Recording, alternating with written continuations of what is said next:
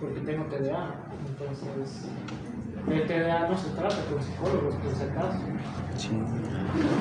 El TDA es multidisciplinario, es psiquiatra, psicología.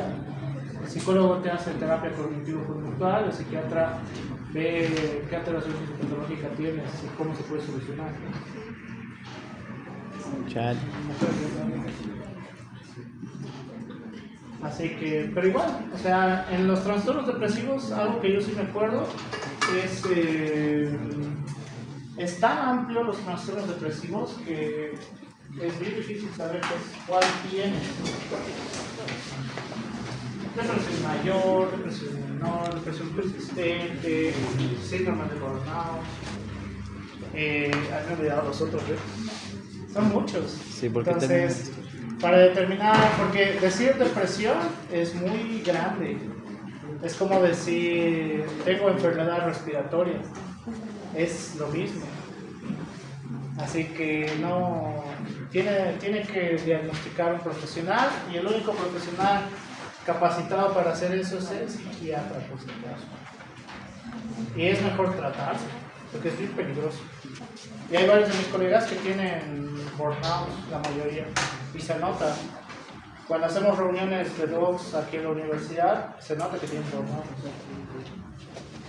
Ni las reuniones ya están así, apagadas. Y se desquitan con los alumnos. ¿Qué doctor es? No me digas. La mayoría de dogs tienen problemas de liga, etcétera, etcétera. Porque igual está asociado con trastornos psiquiátricos, psicológicos. Por eso el psiquiatra es bien importante. Un buen tiempo quería ser psiquiatra, pero los locos de verdad, los que tienen esquizofrenia y demás, me dan mucho miedo. Porque he visto como un loco agarró al interno y lo estampó contra la pared. Y dije, bueno, hasta ahí llegó mi sueño, ¿no? No quiero tratar con personas que tengan ese nivel de agresividad por la cantidad de secreción de noradrenalina y adrenalina anormal que tienen. Psiquiatría es hermoso, pero es bien complejo. Entonces, uy, qué bien, les toca lo más difícil. Ah, claro, se desanimaron con la charla anterior a esta, ¿no? De que si nacieron estrellados, estrellados se van a quedar. A ver, en lo del anterior, por si acaso, porque uno de ustedes me preguntó aparte, ¿eso significa que nunca podré ser Messi? Por supuesto, nunca vas a poder ser Messi, ni los que nacen estrellas, porque tienen un componente genético que no lo tienes, entonces no puedes ser esa persona. Pero ¿qué sí puedes hacer? Ser la mejor versión de ti mismo, ¿ya? Que eso es mejor todavía. Si eres la mejor versión de ti mismo, pues va a ser mucho más útil que quieras ser Messi o quieras ser, no sé, medicina, que quieras ser Platón, qué sé yo. No sé, no se me ocurre nadie. Sócrates, qué sé yo. Entonces, es mejor que sean su mejor versión para que puedan superarse a sí mismos, porque inclusive pueden ser mejores que los dos que creen que son lo top y demás. Pueden ser mucho mejor, eso sí cabe aclarar, ¿ya? Porque ya les he dicho, genios hay bien poquitos. Yo conozco uno en toda la cantidad de personas que he conocido a lo largo de mi vida. Uno conozco que es un genio de verdad y se nota a kilómetros, pero el resto no lo somos. Solo es la constancia de un esfuerzo, por si acaso. Si piensan que nosotros sabemos mágicamente todos los temas así por así, no es eso, es que hemos estudiado noches y noches sin descanso. Para aprenderme esto, pues tuve que estar solo respiratorio, 2 años del posgrado para medicina de deportes, puro respiratorio. Entonces, es un proceso largo, así que depende de ustedes. Si quieren ser como sus dogs que más admiran y mejor todavía, tienen que esforzarse. Si no, bueno, ya depende de ustedes. Matan a alguien y alguien los visitará en San Pedro. O no sé qué habrá, qué es. ¿Qué cárceles habrá en Perú? Piedras gordas. A ese. Entonces, necesitamos saber que hay 4 tipos de patrones, en la cual vamos a tener el patrón normal, el patrón obstructivo, el patrón restrictivo y el patrón mixto. En la cual el patrón normal, pues vamos a decir cuando el coeficiente BF1, capacidad vital forzada, está entre 70 y 85%, el BF1 de 80 a 120, la capacidad vital forzada de 80 a 120, el FEF 25 a 75%, mayor a 60%. Si tiene estas características, estamos frente a un patrón normal. ¿Cuándo vamos a hablar de un patrón obstructivo? El patrón obstructivo principalmente vamos a asociarlo con el coeficiente de filtración, con el coeficiente BF1 capacidad vital forzada y el BF1, ¿ya? En la cual el coeficiente BF1 capacidad vital forzada en el patrón obstructivo es menor al 70%. Mientras que el BF1 pues también va a tener una disminución del 80%, mientras que el patrón restrictivo vamos a decir que en el cociente va a ser mayor a 85% y en la capacidad vital forzada va a ser menor al 80%. Y un patrón mixto pues que tenga disminución del BF1 de la capacidad vital forzada y dependiendo de si va hacia arriba o hacia abajo. Ahora mi gran pregunta hacia usted, en el FEF vamos a ver más que todo la cronicidad que vamos a tener en el caso, voy a traerlo hasta acá porque creo que no, hay algunos que no ven.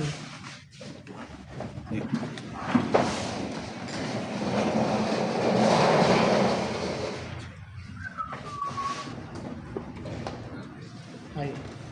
Entonces, en el caso del FEF vamos a hablar más que todo de la característica de la cronicidad que podría tener la patología cuando tiene menor del 60%, en el caso de que sea obstructivo o restrictivo, podríamos determinar pues qué tan severo es el patrón, ¿ya?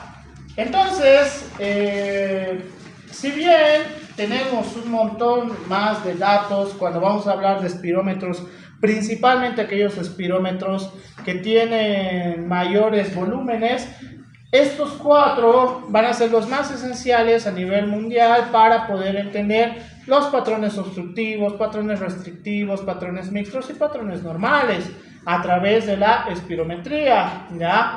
Entonces, aquí está. En el caso del obstructivo, aquí me he equivocado. En el caso del obstructivo, en el caso de la capacidad vital forzada, en el 90% de los casos tiene que estar normal, pero podría haber cierto grado de disminución que máximo tendría que estar hasta el 65, de 80 a 120 hasta el 75%. Entonces, dentro de los grados de obstrucción, en el caso de la parte obstructiva lo vamos a dividir en 4, que va a ser ligero, moderado, grave y muy grave.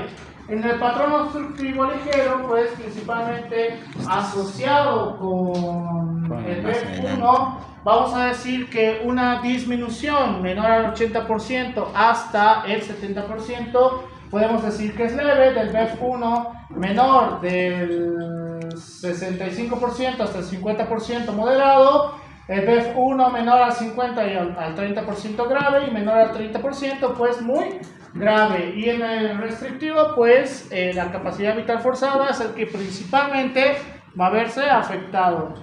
Entonces, ¿cuáles son las patologías? Esa es la pregunta que hago, ¿no? ¿Cómo podríamos obtener enfermedad pulmonar obstructiva crónica? Algo muy habitual. ¿Tumores? Bien, fumar, ¿ya? Pero hay un pero dentro de esto. Según los nuevos artículos, nada, absolutamente nada que tenga que ver con quemar objeto X y pase a través de la vía respiratoria se considera pues parte normal de la vía respiratoria. Es decir, no solamente tenemos que hablar del cigarro tradicional como tal, acá van a entrar muchos otros. Por ejemplo, Bien, la nueva patología que el nuevo problema que ha azotado a Estados Unidos y que ya lo han regulado, ya no puedes fumar vape en aeropuertos, en ciertos restaurantes y demás, porque al igual que en el fumador pasivo y en el fumador activo, también ocurre con el proceso del vape. Por eso ya no puedes fumar con demasiada gente a tu alrededor, ni el vape. ¿Qué más? La marihuana pues también va a ser considerado como dañino para la parte respiratoria. Aquellos hippies que les digan, no, pero es que la marihuana es de la tierra y será de toda la vida. Si bien la marihuana puede tener aspectos positivos, principalmente asociados con menor capacidad del dolor que en pacientes con cáncer, sobre todo el cáncer de fase 4, sí se podría utilizar porque, bueno, ya no hay más en esos pacientes, ¿no? Entonces, la disminución del dolor sí es bastante buena al consumo de marihuana, solamente para esos pacientes o pacientes con glaucoma.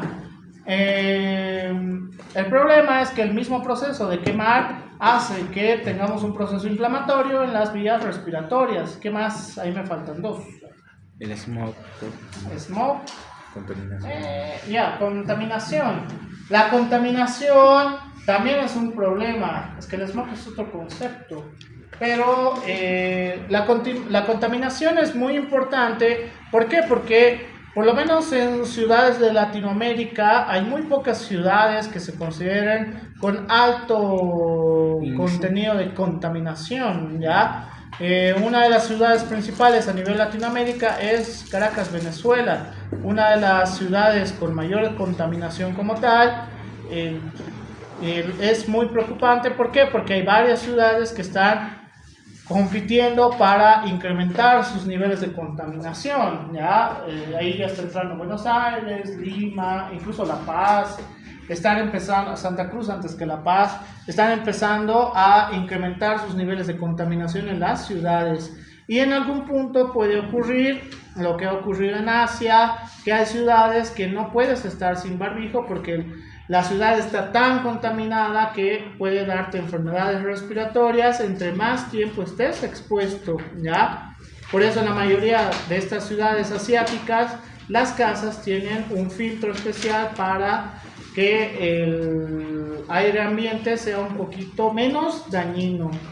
Así que esperemos que no pasemos a ese problema. En el caso de Bolivia, sí hay algunos planes para disminuir este impacto medioambiental hecho por los humanos. No sé cómo será en Perú, si es que tienen algún plan para evitar que Lima se convierta en una ciudad peligrosa a nivel medio ambiente, me refiero.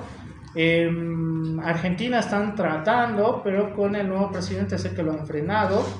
Entonces, ojalá las ciudades puedan revertir este proceso, porque si no, los neumólogos van a tener mucho trabajo hacia el futuro en Latinoamérica también, como ocurre en Estados Unidos. Entonces, a mí me falta uno todavía. ¿Cuál sería la otra? Algo que piensan que no hace daño. El vape. No, ya lo dijo. No exactamente, pero más o menos va por ahí. No, muy lejos. Chaquear es quemar un sector grande. No, eso es fumador pasivo. Exposición a sustancias químicas como fumigar y eso. Sí. En la ciudad es muy poco probable. No, eso ya está, ya lo he comentado. ¿El asbesto? ¿El asbesto? Asbestosis. No hay asbesto aquí. Sí, por eso no sé, pero sí. ¿Qué? Variaciones climáticas. A ver, otra vez. Variaciones climáticas. No. En La Paz el clima cambia todo el tiempo. Y no por eso están enfermos. Algo que no.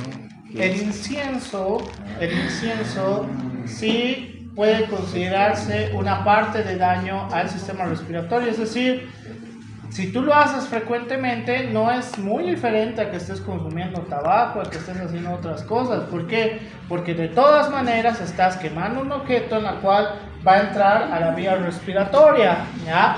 Por ese motivo, cualquiera de estas prácticas tienen que reducirlas hasta llegar a 0, ¿ya? Cualquiera de estas prácticas. Consumo de tabaco, consumo de vape, la parte de incienso, la parte de la contaminación igual, tienen que tener mucho cuidado, porque si no van a tener alguno de los patrones obstructivos, restrictivos, obstructivos en el más común. Entonces, ¿cómo funciona si lo vemos en un gráfico?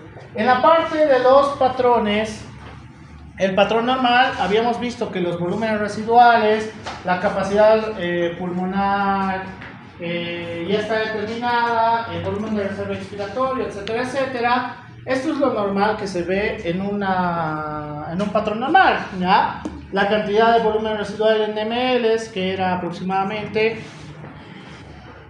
Volumen residual. ¿300? Residual. 1100. Ya, de 1000 a 1200 aproximadamente. Y de ahí su volumen de reserva inspiratorio hasta volumen corriente, etcétera, etcétera, ¿ya? Pero en el patrón obstructivo vamos a tener una alteración bastante curiosa en la cual el volumen residual aumenta abruptamente. ¿Por qué? ¿Por qué aumenta abruptamente? No sé. Ya. Nadie espera una- En el caso de, para entender el volumen, el patrón obstructivo, este es el orificio natural de este objeto para cual pueda salir todo el contenido, ¿ya? Es decir, si yo abro esto y lo vierto, ¿va a salir todo el contenido? Sí, por supuesto, va a salir todo el contenido, pero si yo causo esta obstrucción acá y empiezo a hacer 2 o 3 puntos con una aguja en la base, ¿va a salir todo el contenido? Sí, sí va a salir todo el contenido, pero Menor tiempo. en mucha menos cantidad de tiempo. Entonces, el problema de los patrones obstructivos es muy similar a este concepto, en la cual cada vez va a empezar a incrementarse el volumen residual, ¿ya? Hay aumento, hay aumento, hay aumento, porque ya no hay la salida adecuada. Entonces, en los patrones obstructivos tenemos que tener mucho cuidado, porque eso significa que vamos a tener alteración del volumen corriente, vamos a tener alteración del volumen de reserva expiratorio y alteración del volumen de reserva inspiratorio, en la cual vamos a crear una disminución de los volúmenes de reserva y entonces vamos a disminuir capacidades, disminuye la capacidad vital, disminuye la capacidad pulmonar total. ¿Por qué? Solamente por aumentar el volumen residual, ¿ya? Entonces, es importante conocer cómo funcionan los patrones obstructivos, mientras que en los patrones restrictivos va a pasar todo lo contrario, en la cual tenemos una disminución del volumen residual, en la cual la disminución del volumen residual también va a hacer que tengamos una disminución del volumen de reserva inspiratorio, de reserva expiratoria, del volumen corriente. ¿Por qué? ¿Cómo funciona? No hay una buena inspiración. No exactamente. Si yo a alguno de ustedes que trae chamarra o chaqueta, los empiezo a jalar de su chaqueta por la parte de atrás, van a poder hacer su máxima inspiración si los empiezo a jalar por su polera, chaqueta, lo que ustedes quieran. Cada vez va a ser más difícil, ¿ya? Van a poder respirar, sí, por supuesto, pero en los trastornos restrictivos, por eso se llama restrictivos, la funcionalidad respiratoria va a restringirse. Entonces, el volumen de reserva inspiratorio, el volumen corriente, el volumen de reserva expiratorio, cada vez va a ser menor, ¿ya? ¿Y dónde vamos a poder apreciar esta alteración? Principalmente en el volumen residual, por el cual es muy importante saber la diferencia entre un patrón obstructivo y un patrón restrictivo. ¿Y cómo podemos saber si es obstructivo o restrictivo? A través de la espirometría. Por eso que hayan aprendido todo de la espirometría en Fisiología 1 los va a llevar a saber muy bien estos temas. Ojalá lo hayan hecho. Sinónimo. Entonces, dentro de los conceptos fisiológicos que vamos a tener a través del sistema respiratorio, de la presión estática transórgano y de la capacidad del volumen, podemos suponer que mediante aumento del volumen de la capacidad pulmonar total, pues también tienen que cambiar presiones, ¿ya? La presión transpulmonar, la presión alveolar, etcétera, etcétera. ¿Por qué? Porque tienen que aguantar toda esa resistencia. ¿Y por qué es importante saber este cuadro? Porque en los patrones obstructivos y en los patrones restrictivos ya no van a poder llegar al mismo volumen con la misma capacidad de tolerancia de aumento de presiones, ¿ya? Por ese motivo tenemos que tener mucho cuidado al momento de pedir a estos pacientes que hagan cualquier incremento de actividad física. ¿Por qué?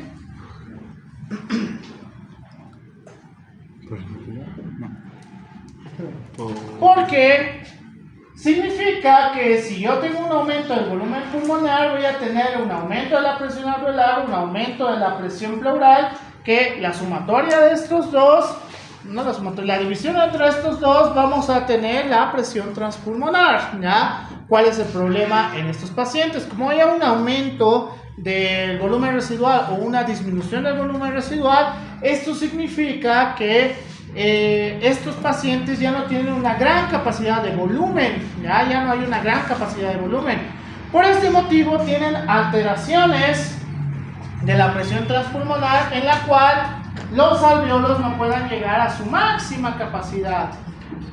Por ese motivo tenemos que tener mucho cuidado al momento de hacer el proceso de inspiración y el proceso de expiración, porque en el proceso de inspiración se va a tornar mucho más negativo las presiones, mientras que en el proceso de expiración se va a tornar mucho más positiva las presiones. Por ese motivo, hacer una inspiración forzada sí puede llevarnos a que fácilmente se altere el proceso de la funcionalidad respiratoria. Es decir, aquellas personas que no sepan respirar puede llevarlos a algún trastorno, que sería lo más común.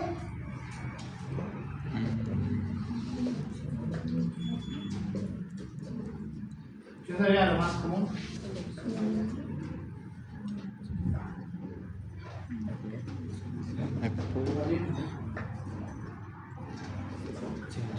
No, todos tenemos un poco. Todos tenemos.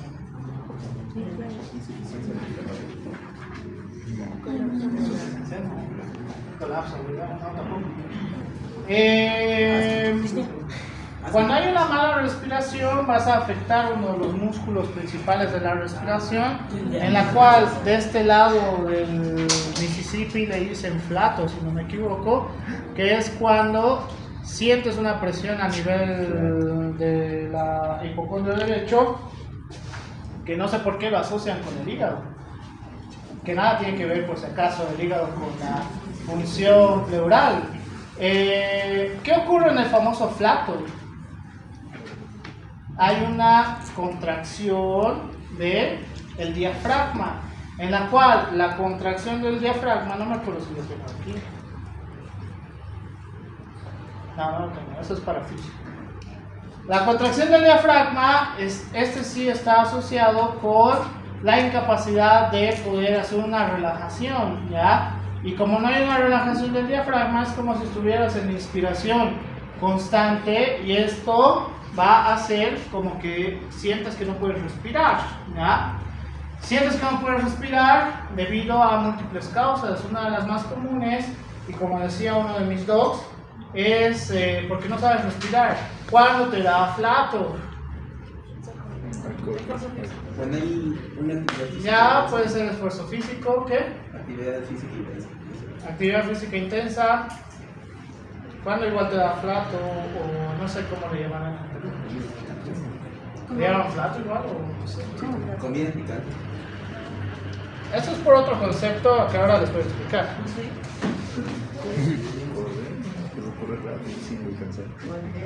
Bien, ¿por qué la actividad física te puede llevar al flato? Porque el problema de no saber respirar es que la inspiración adecuada a través de la vía nasal y la expulsión a través de la boca hace que los movimientos de inspiración y expiración en la parte del diafragma sean mucho más efectivos, y cuando no sabes respirar y haces esto por la boca constantemente, va a hacer que tengas un proceso de contracción agresiva del diafragma, ¿ya? Así que eso debe ser el famoso plato. ¿Y por qué con comidas picantes o cuando comes y nadas va a darte la misma sensación? Porque hay un aumento de la presión intraabdominal, ¿ya? El aumento de la presión intraabdominal hace que la contracción y relajación del diafragma sea menos efectiva. Entonces, por eso en teoría, si comes demasiado pesado, pues no deberías meterte a nadar. ¿Por qué? Porque puede darte la contracción de diafragma, no porque estés respirando mal técnicamente, a menos que nades de una manera medio rara. Que puede pasar, supongo. Entonces, hay que tener mucho cuidado en estos casos. ¿Qué ocurriría si tenemos un pulmón en la cual esté dentro de solución salina, es decir, que solamente esté rodeado de solución? Pues colapsaría, muy similar a lo que ocurre en dos conceptos, que va a ser en el buceo y que va a ser en la altura, ¿ya? En la altura y en el buceo vamos a tener menor capacidad, es como si se restringe. En el patrón restrictivo es muy similar a lo que ocurre en este proceso, por el cual la relación del volumen con la presión, pues en el proceso de inspiración se aumenta el volumen y se aumenta la presión, y en el proceso de expiración pues se relaja, mientras que en este tipo de pacientes van a tratar de llegar al mismo volumen, pero no van a poder llegar a la misma presión. Por ese motivo, tenemos que tener mucho cuidado, porque al no tener una regulación de la presión transpulmonar, puede llevarnos a una alteración de la presión alveolar, ¿ya? En la cual no tenga la capacidad de distensión total de los alvéolos. Entonces, esto es una pregunta random, supongo. ¿Por qué los alvéolos son redondos? ¿Por qué no pueden tener otra forma? O sea, hablando de las presiones. ¿Por qué? A ver, otra vez.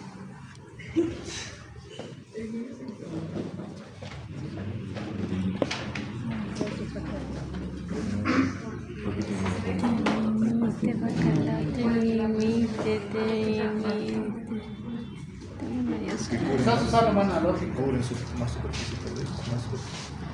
¿Qué? Tienen más superficie. No exactamente. Lo pueden soportar. No exactamente. ¿Por qué sería? ¿Por qué un alvéolo cuadrado no podría aguantar estas presiones? ¿Hace colapso?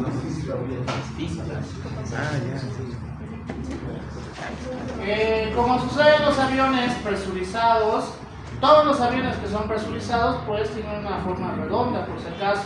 Las avionetas que no son presurizadas, es decir, que no tienen presión, pues estas tienen diferentes formas, ¿ya? El organismo es tan inteligente que cuando tienes una forma redonda, perdón, el redondo horrible, las presiones que ejerce se pueden distribuir de mejor manera a través de este redondo o este círculo. Entonces, los alvéolos tienen mayor capacidad de poder tolerar estos aumentos de presiones a nivel alveolar gracias a su forma, ¿ya? Si tuvieran otra forma muy similar a lo que ocurre en los aviones, pues probablemente no podrían distribuir adecuadamente este aumento de presión y los llevaría al colapso. Así que, datos random, supongo. Por eso los aviones también tienen esta forma. Los alvéolos tienen la capacidad de poder distribuir todo este aumento de presión cuando viene la inspiración, y como para evitar que esto siga incrementándose, tenemos la presión intrapleural, que la presión intrapleural va a ser como una presión por fuera para evitar que el alvéolo siga creciendo, ¿ya? Así que tenemos que las presiones nos van a ayudar a la regulación de todos estos procesos, ¿por qué están tan enfermos? La mayoría están bien cansados. ¿Cómo sé que están cansados? Se están durmiendo sentados. Máximo cansancio, cuando puedes dormir donde sea. Ahí significa que estás demasiado cansado. Eso no es un superpoder, pues. Perdón, doctor. Significa que tu agotamiento físico mental es demasiado alto. Entonces, lo normal es que tengamos una capacidad entre el volumen, la elasticidad y la resistencia al flujo de aire, que esto puede variar dependiendo las características entre un patrón obstructivo y un patrón restrictivo, en la cual si tenemos una resistencia elástica aumentada, pues puede alterar el volumen, en la cual vamos a tener menor capacidad de volumen como tal, o cuando hay un incremento de la resistencia al flujo, podemos tener un aumento del volumen, pero una disminución en la resistencia al flujo de aire. Por eso es importante saber estos conceptos al inicio, ¿ya? Así se distribuye adecuadamente la parte de la... Uy, se me dio el nombre. Tensión superficial. La tensión superficial es muy importante porque la tensión superficial es la que le va a dar la forma a la gota de agua, pero en la parte del sistema respiratorio muy similar a lo que ocurre con los linfocitos tipo 1, que esto nos puede dar una tensión superficial en las cuales determinamos específicamente para evitar un colapso pulmonar, ¿ya? Mientras que el surfactante o dipalmitoidifosfatidilcolina, va a tener la característica de disminuir la tensión superficial. ¿Cómo? Todas estas es como que ustedes se empiecen a agarrar de las manos y empiecen a jalar a la misma fuerza unos contra otros a través de sus manos, pues aumenta la tensión superficial, en la cual demasiada tensión superficial nos puede llevar al colapso. Por eso el surfactante está asociado para evitar el colapso pulmonar, principalmente con el surfactante. ¿Por qué? Porque disminuye la tensión superficial y gracias a esto evita el colapso pulmonar. Pero tenemos otras dos funciones asociadas con el surfactante, en la cual uno está relacionado con ¿qué se llama esto? Con el radio alveolar, con la tensión alveolar y con el aumento de la presión, en la cual gracias al surfactante podemos tener la característica de que si tenemos un aumento del radio del alveolo,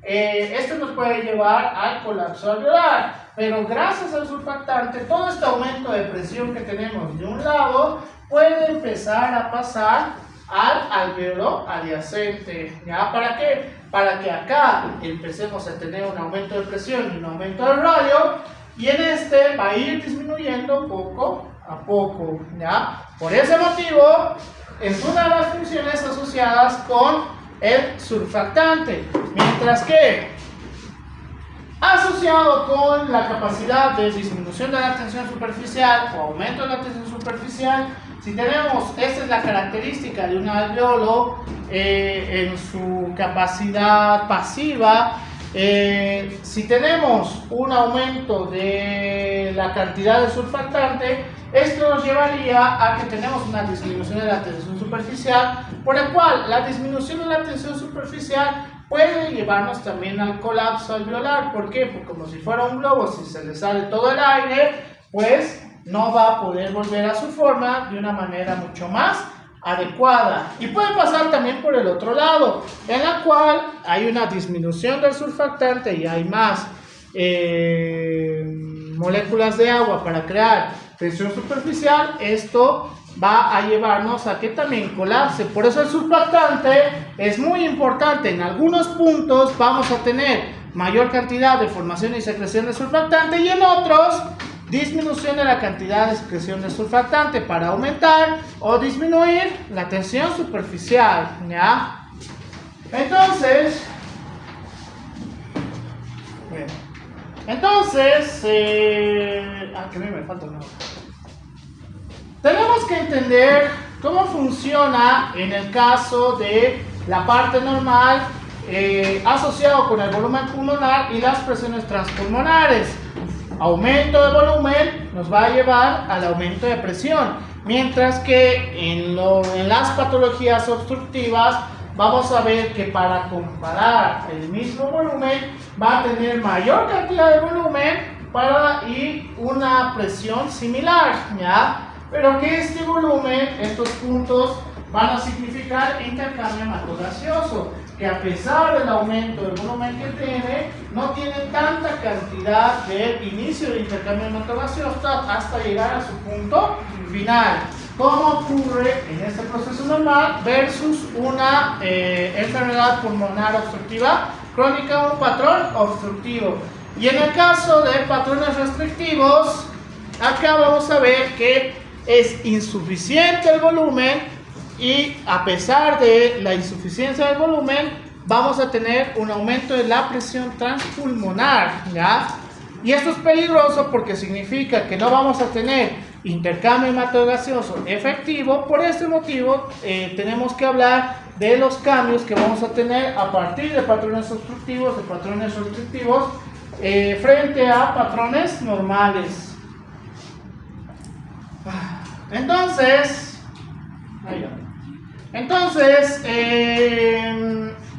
saber cuál es el contenido que tenemos en el aire atmosférico, en la cual casi al 80% vamos a tener nitrógeno principalmente.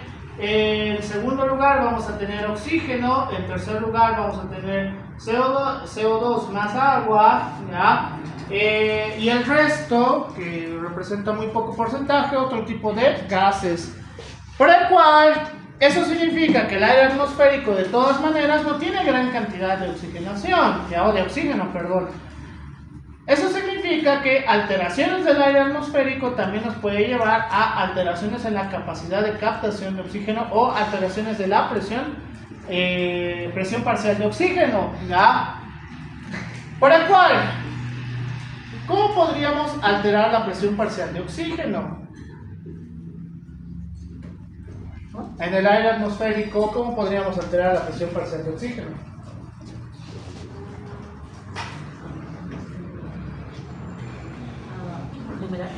¿Qué? ¿De humedad? No. Cuando eso es un cambio de altura a nivel del mar.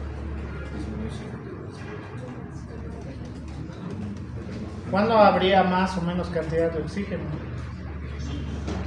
En la altura no hay menos oxígeno. ¿Ya respiras? Menos. No. En ambientes cerrados, ¿Por qué? mediante la respiración se va Ya, lo que ocurre normalmente entre ustedes y que supongo que por eso cada vez les da más y más sueño.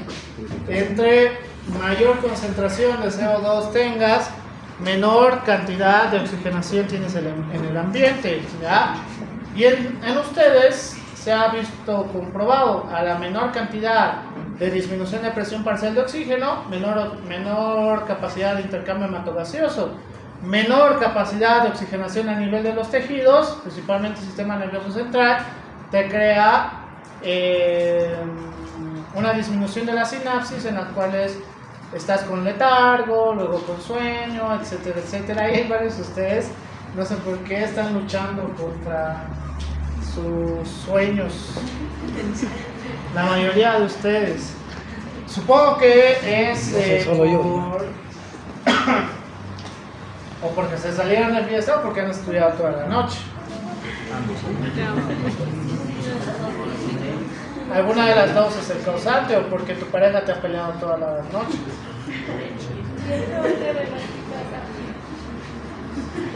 Ay, se va a hospital mañana. Entonces, vamos a ver que mediante vaya ingresando hacia el alveolo, los porcentajes van a ir cambiando. Si del 20% hasta llegar al alveolo va a disminuir aproximadamente 5%. Por ese motivo, una vez podamos llegar a través de la barrera del intercambio hematogaseoso, la presión parcial de oxígeno va a ser muy importante, en la cual la presión parcial de oxígeno en milímetros de mercurio es, La presión normal. claro, la presión parcial de oxígeno normal en milímetros de mercurio es, ¿Verdad? Presión normal. No. Sí. Ajá. 100 milímetros de mercurio y la presión parcial del CO2 es 40 milímetros de mercurio. En la cual, esto es muy importante porque cuando ya vamos a ir viendo el tema de la presión parcial de oxígeno y la presión parcial del CO2, si tenemos una alteración de cualquiera de estas dos, ya no vamos a poder hacer un intercambio hematogaseoso efectivo, como ha ocurrido hace un momento en ustedes. Mediante va aumentando el CO2, a pesar de que has comido o has dormido o lo que sea, igual te va a llegar la sensación de sueño. ¿Por qué? Porque hay menos oxigenación hacia el sistema nervioso central, en la cual este sí es mucho más fácil de afectar, ¿ya?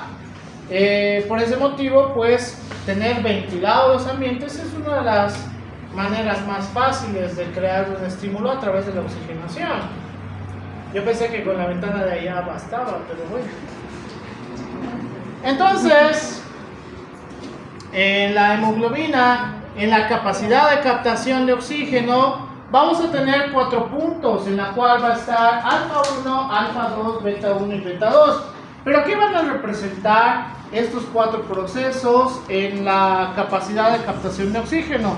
Cada uno va a representar la saturación a través de esta unión con la hemoglobina, en la cual en la unión de un oxígeno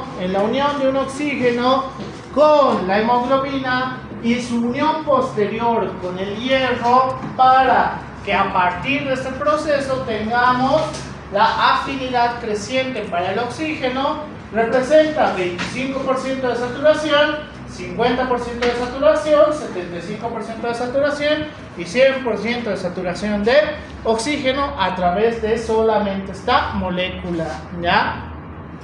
Por el cual es muy importante saber cómo funciona este proceso. ¿Por qué? Porque, por ejemplo, con el monóxido de carbono también puede ocurrir lo mismo. ¿Y dónde pueden tener monóxido de carbono? ¿En qué situación? ¿Apnea? ¿Sube? Apnea, no exactamente. Oh. ¿En qué situación pueden tener mayor cantidad de monóxido de carbono? Cuando los choferes... Incendios. Ah. Incendios, ¿ya? Es decir, en un incendio, ¿qué sería lo más estúpido que podrían hacer si es un incendio hecho como tal? O sea, es un edificio, se está incendiando y el incendio ya ha abarcado gran cantidad de la estructura. Ir a salvar a las personas. Meterse en... Meterse directo, ¿no? Ser héroes y decir, como si fuera una película, yo voy a salvar al perrito de la chica solamente con el poder de la amistad, eso no va a funcionar. ¿Por qué? Como han debido aprender, si es que han visto la película Los Increíbles, creo que se llama, esta película animada, cuando le pide a Frozono hacer hielo en un incendio, no puede. ¿Por qué? Porque no hay oxígeno. Entre mayor cantidad de duración tenga el incendio, por el cual, si ustedes se meten a un incendio y no hay oxígeno, la afinidad creciente del oxígeno no va a ocurrir. Vas a tener afinidad creciente al monóxido de carbono. Va a tener afinidad creciente al monóxido de carbono, ¿y qué va a ocurrir? Se van a desmayar. Y ahora, en vez de que solamente haya muerto una mascota, ahora va a morir un héroe y una mascota en el incendio, ¿ya? Así funciona. Por eso los bomberos necesitan un montón de cosas para meterse a un incendio. No pueden meterse así por así, sería lo más absurdo, porque morirían un montón de bomberos solamente en un incendio. Por eso se ha inventado un montón de equipos que les ayuda a moverse de mejor manera sin la necesidad de desmayarse en los incendios. Afinidad creciente del oxígeno.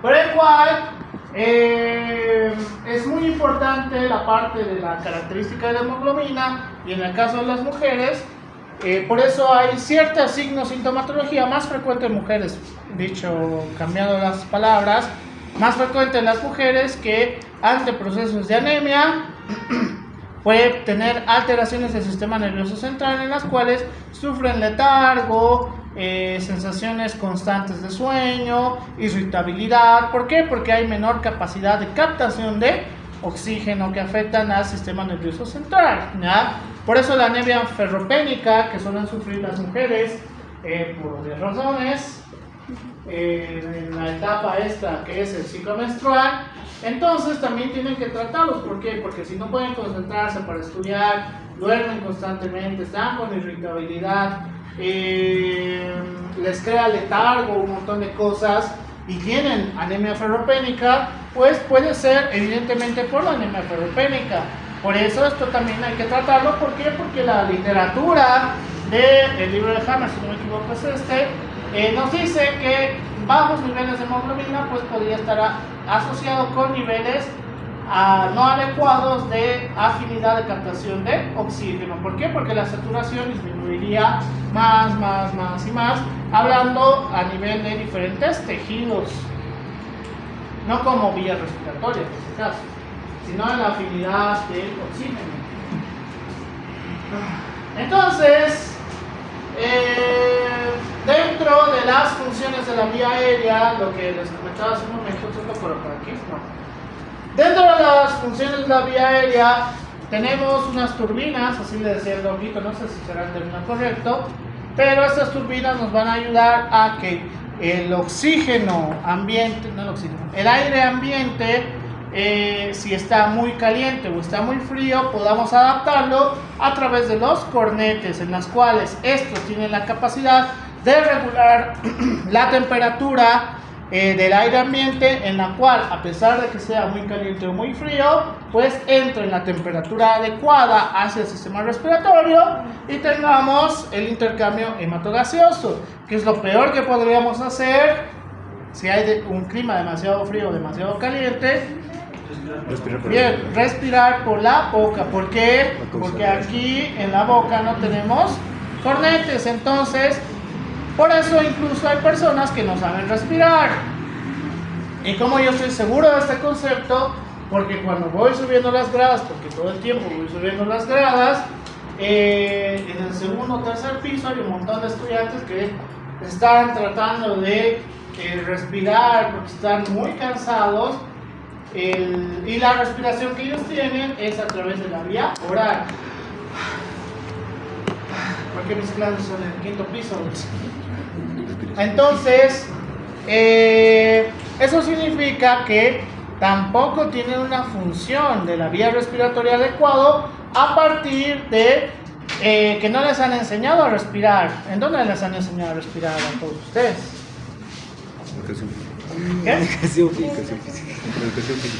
Por eso, en los conceptos de formación, la educación física sí es muy importante. No solamente es para que los chicos jueguen fútbol y las chicas jueguen vóley, sino que desde la parte psicomotriz tengan mayores aptitudes y capacidades. Aquellos maestros o docentes que solamente de educación física que solamente les dan para balonear fútbol, los varones y las mujeres wally, entonces no les está dando una educación física adecuada, en la cual tengan un aumento de la capacidad pulmonar total, tengan un aumento de su capacidad física en la elasticidad, tengan un aumento en la capacidad de fuerza. Eso es educación física, ¿ya? Para obtener todo eso, pues deberían haber hecho un montón de cosas, jugar todo tipo de deportes, hacer atletismo, hacer gimnasia, etcétera, etcétera. Eso sería un concepto muy bueno, ¿ya? ¿Por qué? Porque has podido desarrollar en el tiempo que tienes que desarrollar todas tus capacidades. Por eso, cuando mis hermanos me den sobrinos, yo quiero hijos, a ellos les voy a decir: trata de no saltar tu educación física, porque es el único momento en el cual vas a poder aprender, o tu organismo va a poder aprender a hacer cosas que no vas a poder hacerlo de otra manera, ¿ya? Todo es importante porque hay algunas personas en la universidad, puedo demostrar, que ni siquiera saben respirar, ¿ya? están respirando por la boca cuando empiezan a estar muy cansados. Así que eso afecta también al sistema respiratorio y al intercambio hematogaseoso como tal. Uy, tengo una hora sobre aquí. Voy a acabar esto entonces. O sea, me dormí que media hora.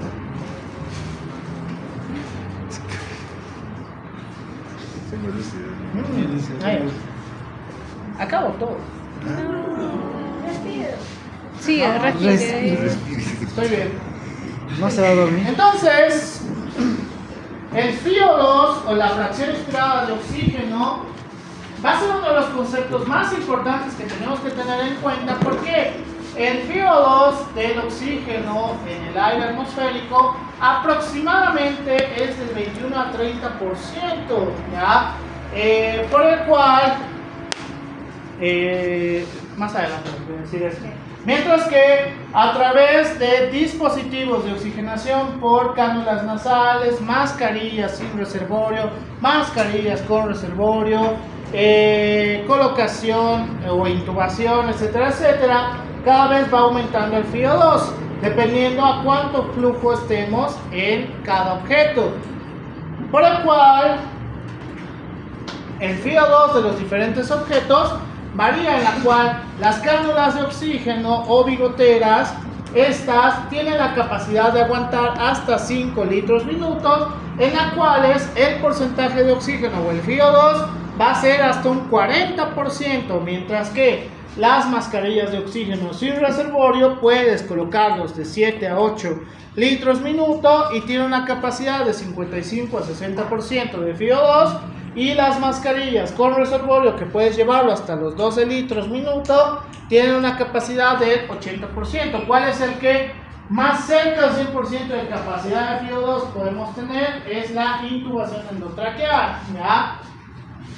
¿Por qué es importante saber este concepto? Porque lastimosamente, porque hay colegas que no aprendieron bien o ellos mismos no fueron autodidactas, piensan que, y lo he visto frecuentemente en muchos países, no solamente acá en Bolivia, lo he visto en Perú, lo he visto en Ecuador, en Argentina, en Colombia, en servicios de emergencia, lo primero que le coloca a casi todo el mundo, tanto la licenciada de enfermería como el colega, son cánulas de oxígeno, ¿ya? En la cual, para que sientan que, o para que el oxígeno esté a mayor capacidad, lo llevan hasta 12 litros minuto.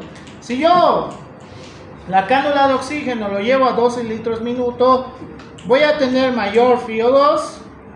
No, este dispositivo está hecho para tolerar hasta un 40% de FiO2 y 5 litros minuto es suficiente para llegar hasta ese 40%. Si yo le subo a los litros, no estás haciendo absolutamente ningún cambio. Si necesito un aumento del FiO2, ¿qué tengo que hacer? Cambiar de dispositivo. Entonces, ¿a quiénes podríamos colocar cánulas de oxígeno, cánulas nasales? No, igual está, depende. Personas que están descompensadas. ¿En qué sentido descompensadas? Por vías respiratorias obstruidas, por ejemplo. Obstrucción de vías respiratorias, ¿no? Si no. Trastornos simples, por ejemplo, a un paciente que tenga trastorno ansioso, en la cual tenga una disminución de la saturación de oxígeno, supongamos a nivel del mar, que máximo debería estar hasta 94% y que esté con 93%, una cánula de oxígeno más que suficiente, ¿ya? Entonces, conceptos básicos de patologías en los cuales disminuye la saturación de oxígeno, podríamos colocar cánulas de oxígeno, ¿ya? O bigoteras. Ya en patologías un poquito más específicas, considerar máscara de oxígeno, máscara con reservorio. Sobre todo en una parada cardíaca, ¿qué deberíamos hacer? Dicho este concepto. ¿Por qué? Porque esta va a utilizar hasta el 80%. Porque vamos a tener mayor fraccionamiento de oxígeno, entonces algo que no podemos controlar, que es la oxigenación, pues va a ser mucho más efectivo con la máscara de oxígeno, pero para que sea muy efectivo tendríamos que intubar al paciente. Por eso en parada cardíaca tenemos que intubarlo, algo que muchos colegas, no sé por qué, no tienen bien ese concepto. El cociente PAFI es la presión parcial de oxígeno versus el VO2, en la cual vamos a poder determinar si la cantidad de oxígeno recibido es el adecuado para ese paciente. Más que todo se va a utilizar en terapia intensiva, por si acaso, ¿ya? En emergencias y en pisos medio raros que estén revisando el PAFI, pero en terapia intensiva sí es bastante frecuente. Y dicho esto, por eso en el ATLS 2025, que ya lo leí, en el ATLS 2025 refiere que una persona que esté sola frente a una persona que haya sufrido una parada cardiorrespiratoria tiene que enfocarse principalmente en que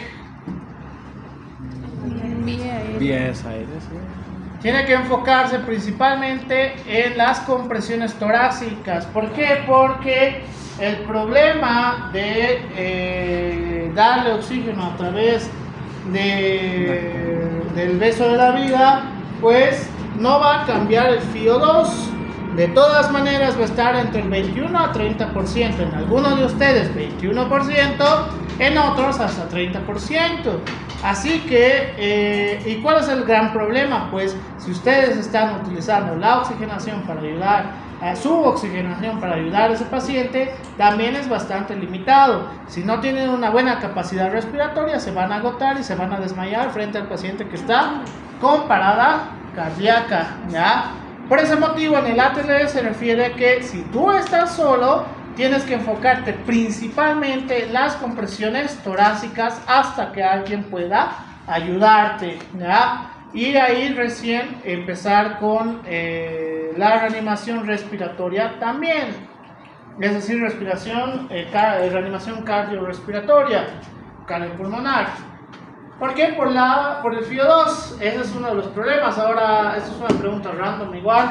¿Cómo podrían saber ustedes si tienen un FiO2 bajo, un FiO2 alto? O bueno, que tienen una buena capacidad pulmonar total. Creo que ese es el mejor término.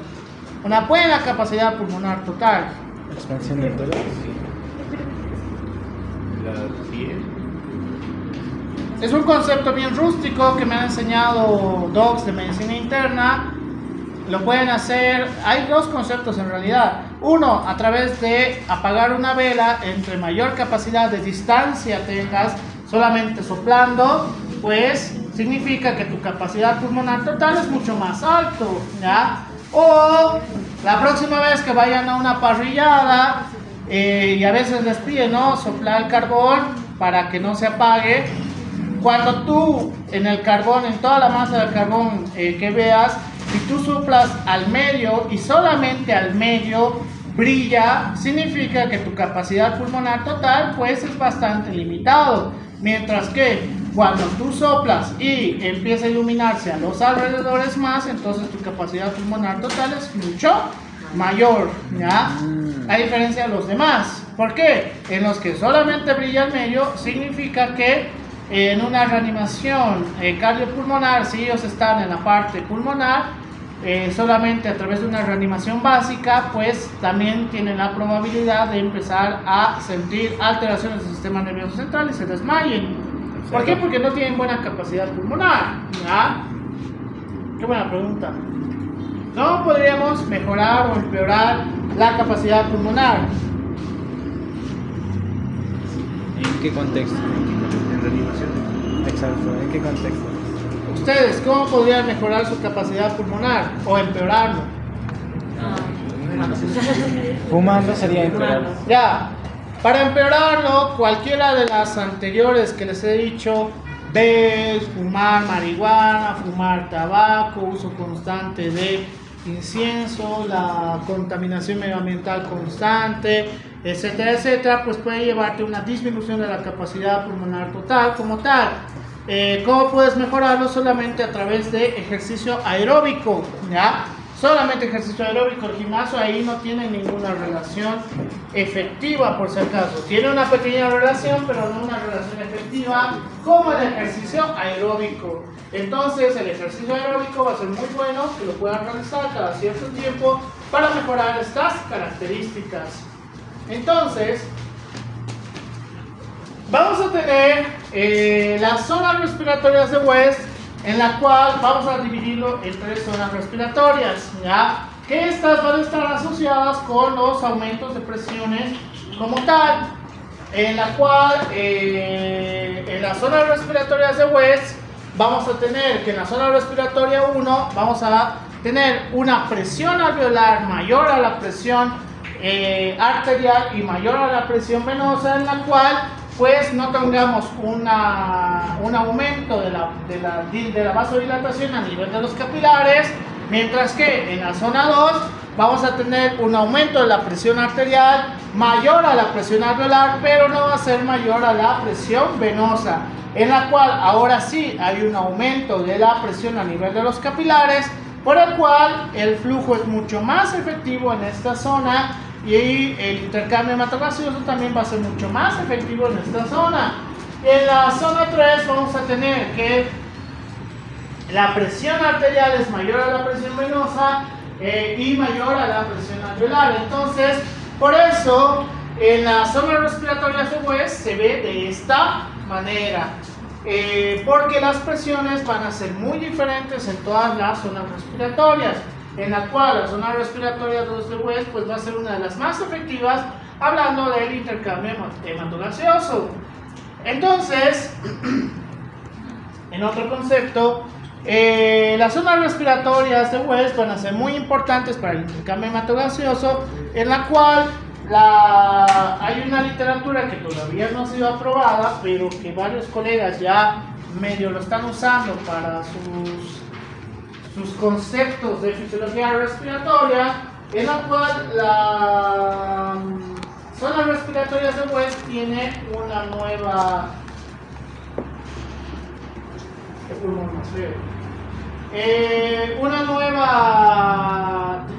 división, en la cual las zonas respiratorias de West van a ir de la parte interna hacia la parte externa, que van a ir la zona respiratoria 1, la zona respiratoria 2 y la zona respiratoria 3 de West. Que esto todavía está entrando en conceptos, ¿ya? No es algo definitivo. Hay artículos que dicen que esta es la manera más fácil de poder explicar las zonas respiratorias de West, pero mientras los conceptos no puedan comprobarse al 100%, pues yo solamente lo voy a mantener ahí, y probablemente cuando ustedes ya estén en Neumo, ahora se utiliza ese concepto, pues ahí ya les he dado una pauta de cómo funciona, en la cual es exactamente lo mismo, asociado con los aumentos de presiones. Disminución de la presión alveolar, mayor aumento de la presión arterial y mayor aumento de la presión venosa en cada zona respiratoria de West, ¿ya? Por el cual el flujo de sangre, la ventilación sí está asociado con mayor porcentaje de volumen pulmonar, y a partir de desde la zona de conducción y zona respiratoria vamos a tener conceptos muy importantes asociados a esta parte, en la cual lo normal que debería ocurrir es que tengamos un flujo efectivo, no sé dónde está, aquí, que tengamos un flujo efectivo para el intercambio hematogaseoso, pero puede ocurrir que tengamos alteraciones como, se me dio el nombre de esto, que es cortocircuitos. Podemos tener cortocircuitos anatómicos o cortocircuitos fisiológicos, en las cuales podemos mezclar sangre oxigenada con sangre desoxigenada, o que tengamos zonas en las cuales tengamos colapsos alveolares, que solamente tengamos sangre desoxigenada, y esto va a alterar al alveolo adyacente para su capacidad de intercambio hematogaseoso como tal, o que a través de estos mismos cortocircuitos podamos tener la mezcla de la sangre oxigenada con sangre desoxigenada, o que tengamos directamente espacios muertos alveolares. Qué bien. Entonces, tenemos que ver la relación ventilación-perfusión, en la cual la relación ventilación-perfusión, lo normal, la literatura te dice que es 0.8. ¿Por qué? ¿Por qué 0.8?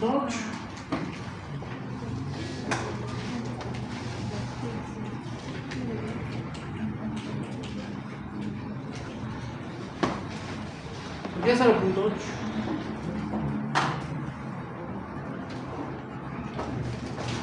¿Tengo media hora más? No. Ah, ya me acordé por qué. Doctor, tenemos esa media horita para... ¿Qué? Ah, Ya vamos a acabar. no dije nada. Solo falta 60 de Tengo media hora. Relación ventilación-perfusión, en la cual lo normal de la relación ventilación-perfusión es 0.8, que el intercambio hematogaseoso es efectivo asociado entre las presiones alveolares versus las presiones a nivel del capilar. Relación ventilación-perfusión, a eso se refiere. ¿Qué ocurriría si tenemos una obstrucción de las vías respiratorias? Por ejemplo, en un tapón de moco, acá tendríamos una alteración en las presiones parciales de oxígeno y presiones parciales de CO2, en la cual ya no hay presión parcial de oxígeno, solamente mantiene la que tiene a nivel del capilar. Entonces, la presión parcial de CO2 es más alta que la presión parcial de oxígeno, por el cual cada vez tiene una disminución de la saturación. ¿En qué casos podríamos tener estos procesos? Broncoaspiración ya muy drástico, pero ya broncoaspiración puede ser. Sinusitis muy arriba, a nivel pulmonar. ¿Puede ser por taponamiento de algún tipo de tumor? Muy drástico. Asma. Bien, asma. Tuberculosis. ¿Qué más? Tuberculosis. Neumonías, puede ser. Bronquitis crónica, puede ser. Bronquiectasias, puede ser. Es decir, que por eso estos pacientes empieza a disminuir la saturación de oxígeno, o lo que ocurría en el COVID. Gran cantidad de secreción de moco, empezaba a formarse tapones de moco, por el cual empezaba a crear una disminución de la saturación de oxígeno. Mientras que en la obstrucción de las vías respiratorias, la relación ventilación-perfusión se va a 0, y en la obstrucción vascular se va hacia el infinito. ¿Por qué? Porque la parte alveolar está totalmente normal, pero el problema es que la presión parcial de oxígeno es 150 mililitros de mercurio, como es en la parte ambiental, pero el problema es que la obstrucción vascular va a hacer que este alveolo colapse también. ¿Por qué? Porque ya no va a tener un intercambio hematogaseoso efectivo, y esto lo podemos ver en el embolismo pulmonar. Que en las mujeres, y siempre uso estos datos para que dejen de hacerlo, supongo, en aquellas damas que tienen o usan anticonceptivos orales, en las cajas revisen, está prohibido que consuman tabaco y alcohol. ¿Por qué? Porque está asociado tanto la parte del uso de anticonceptivos orales con mayor formación de trombos, ya mayor formación, altera la coagulabilidad, y tenemos mayor capacidad de formación de trombos solamente utilizando la parte de los anticonceptivos orales. Si tú le agregas eso con el alcohol y el tabaco, tienes un mayor factor de riesgo para hacer la formación de trombos. Por ese motivo, en aquellas mujeres que utilizan anticonceptivos orales no deberían fumar como una persona fumatérica, y tampoco el consumo de alcohol debería ser tan alto porque tienes mayor capacidad de formación de trombos, ¿ya? Por ese motivo, y sí he visto en 3 colegas mías que fumaban como chimenea y ahora nunca más lo han hecho, que han logrado hacer tromboembolismo pulmonar, ¿ya? Es muy peligroso porque rápidamente va a causar dolor, disminución de la saturación abrupta, y dependiendo de la zona en la cual se haya hecho el émbolo, pues va a alterar la relación ventilación-perfusión de manera muy agresiva. ¿qué es lo que ocurre y por qué sientes que cuando haces ejercicio tienes menor sensación de que te estás oxigenando? En la parte del reposo, por ejemplo, lo que están haciendo ustedes en este momento, si lo dividimos en 3 porciones en el intercambio hematogaseoso, en la primera porción es el intercambio hematogaseoso, ¿ya? Por el cual eso ocurre en reposo. Cuando hay ejercicio aeróbico extenuante, pues ocurre entre la segunda y la tercera porción del intercambio hematogaseoso.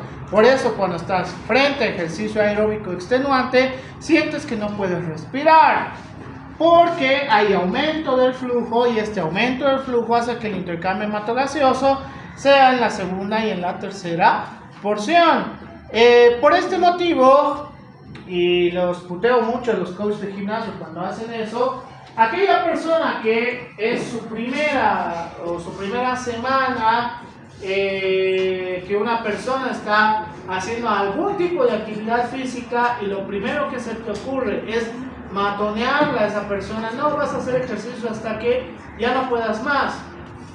Esa persona puede llegar a la parada respiratoria, porque como su cuerpo no tiene la capacidad de adaptación, cada vez va a sentir que satura menos. Hay menos saturación, va a empezar una disminución o una disminución en la parte del sistema nervioso central, una disminución en la función cardiovascular. Entonces esa persona puede llegar a la parada cardíaca, como ha ocurrido en una persona en Perú, en la cual estaba haciendo zumba.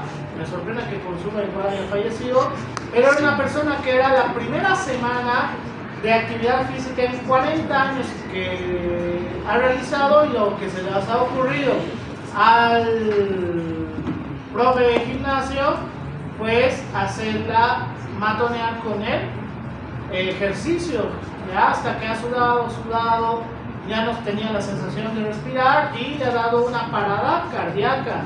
Así que tienen que tener mucho cuidado. ¿Qué ocurre? Y por este motivo está prohibido de que consuman tabaco en sitios cerrados o con mucha gente alrededor, en la cual el monóxido de carbono tiene la característica de competir para unirse a la hemoglobina, ¿ya? Por el cual, a mayor cantidad de humo de tabaco, menor capacidad de captación de oxígeno. Entonces, por ese motivo, cuando ustedes fuman, sienten que se marean. ¿Por qué sientes que te mareas? Porque hay menor capacidad de oxigenación, ¿ya? En realidad, pues te estás atontando más y por eso sientes que te estás mareando. Por ese motivo, no deberíamos consumir tabaco frente a otras personas que no quieren consumir tabaco, porque de todas maneras las vas a afectar. Porque tengo colegas que son amantes del tabaco y dicen, pero yo no le hago daño a nadie. Eso es mentira. El humo del tabaco sí le hace daño a la parte del sistema respiratorio, porque empieza a cambiar. Por ese motivo, si quieres fumar tabaco cochino, puedes ir a un lugar donde no haya personas, y menos personas en los extremos de la vida, ancianos y niños, ¿ya? Y acá hay 2 colegios por el cual ninguna persona en las dos universidades debería fumar afuera de acá de la universidad. Pero pues, eso ya no es control mío. Ellos ya no tienen nada que ver. Ellos ya nada tienen que ver, eso ya es cosa del gobierno. Entonces, uy, ¿cuánto me falta? Alcanzo.